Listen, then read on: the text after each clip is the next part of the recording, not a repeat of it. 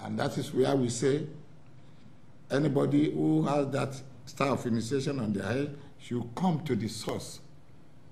Not me seeing Chief Adelekan sitting in my house in London or in America and say, oh, let me initiate you, sister. Initiations are done in the temples and shrines.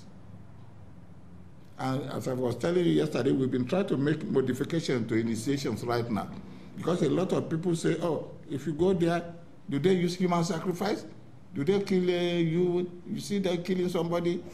That is why we, the present custodians, try to put a bit of modifications into what we do. Most of the things we do at night now, we do it in front of cameras now. You understand me? Right. So that people from the diaspora, we usually ask them, when we are slaughtering animals, they say we slaughter animals. Yes, we slaughter animals. I don't slaughter animal in my house. They were there for 5-6 weeks. But the animal we slaughter is in the shrine. You see? And anytime we are slaughtering this animal, we say, we say,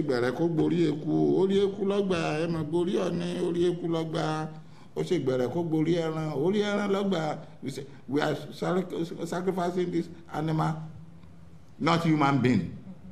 Human sacrifice is not particular to Africans alone. Olodumare himself stopped it. It is God himself who stopped it through Abraham.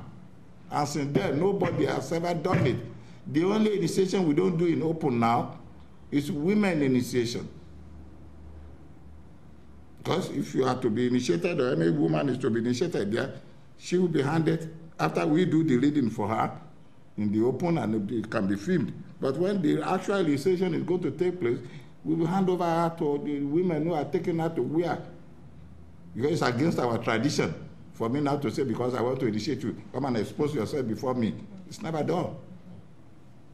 That's why we ask people here, when you say, I'm initiated, into what? Into one Orisha, we initiate you. So my initiative, I tell you, that man is a thief. Let him come and challenge me. We are here, has ever seen a man initiating a woman into the Orisha, you say. Even if a woman is to be initiated into Ifa, you understand me? When we have performed the open part of it, we will hand over her to another woman initiative to go and do their ceremony there. Right. What they do there, we mustn't know, and we mustn't witness it. So we put a bit of modification into what we do now because of wrong publicity and wrong information being given to the people in the West. That's why we allow cameras and the pictures in some areas. I will use the word some areas where it is applicable. And we always ask people to come, because you can never be a Roman Catholic cardinal without going to Rome. People who have the star of initiation on their head and they want to embark on the journey, we bring them back home. And they'll be handed. Because that one replaces what the colonialists did to our ancestors. When we talk of Sierra Leone and everybody, our returnees, they were bringing to Africa, they stopped them in Sierra Leone. Brought some of them back here, they'll be trained as reverend fathers, pastors, catechists, even the man who translated the Holy Bible into Yoruba language is an ex-slave, Samuel Ajayi Crowder, the first Anglican bishop. His ancestors he was taken as a young boy from Ogun State, Ogun, in the present Oyo State of Nigeria. They trained him. He's the first Anglican bishop, and the first theological college, Forobe College, was established in Sierra Leone by the colonialists. So this is what these people are doing. This religion does not allow criminals. Up to today in Africa, it is only we practitioners that you can never find in prison or in drug dealing or in anything. Quote me to any part of the world. You can never see any religion, any traditional African religion practitioner in crime or doing anything against the law of the nation. Because we know the judgment is right behind us. You see what I mean? Once you go against the rulings and the teaching of the Orishas, and that's why a lot of people are running from it, because they cannot be honest. We deal with honest living. We do things honestly. We don't steal. We don't tell lies.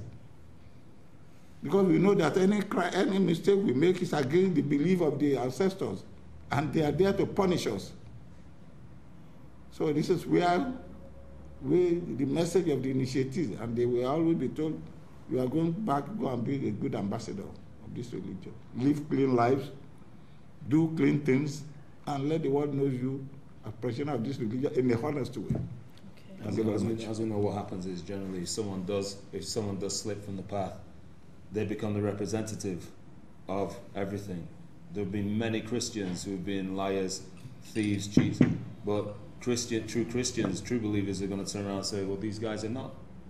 Same with Muslims, any of the religions. But more than any other, African religions, traditional religions, are being characterized by wrongdoing and mischief. So these are kind of things. It's like a general view of Africa. I'm a dual heritage. My mother's English, my father's Igbo.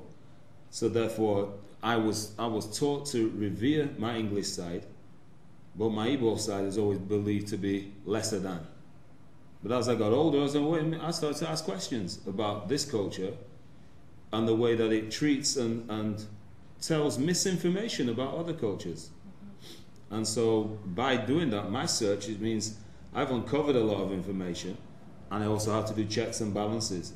I've found that my mother's people I've got, I'm talking here, those generally in power, I'm talking the arrogance of academics who generally believe that their thoughts and opinions have to be universalized for the good of the world. And if the world in its present state is in a good state, let them take responsibility for that. But generally, they look down on other peoples and cultures, and it's a bad thing. So like I say, cultural capital, start to trade and get some respect by activities like this.